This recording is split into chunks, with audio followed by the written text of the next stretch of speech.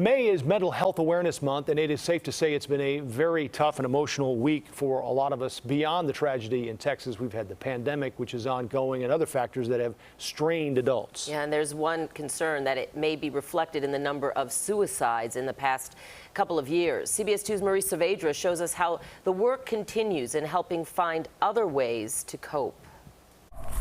My mom and I were both born in India, but we were raised in two different cultures. Dimple Patel's family story is one of starting a new life in a new country. This was in Michigan. And of challenging cultural norms. She was raised in the East, I was raised in the West, and there's such a difference in how mental health is approached. Her mother, Bhavna, was a phenomenal cook, a fashionista, and struggling in a way that was hard to know.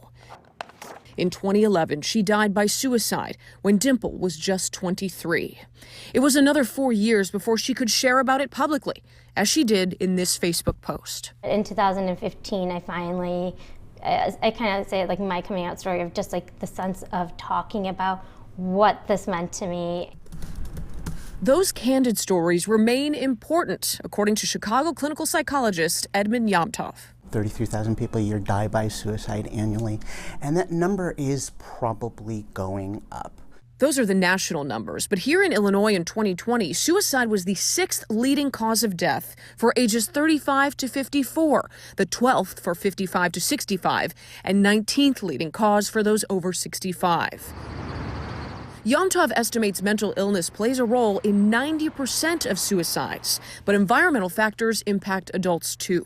We're inclined to see a lot of people struggling with different forms of loss, whether it be death of friends, spouse, loved ones, loss of profession. They might not be working anymore. The other real warning factor with older adults is isolation. The pandemic's made that even more of a problem over the last 2 years. So checking on loved ones is important to do.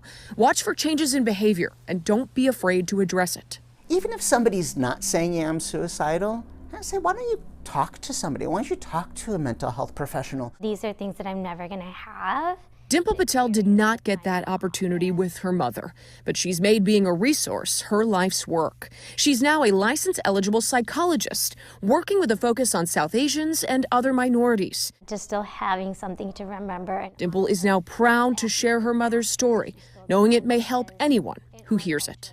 She came and built a life for herself, even not knowing anything. And I think a lot of the traits I get from her is that resiliency.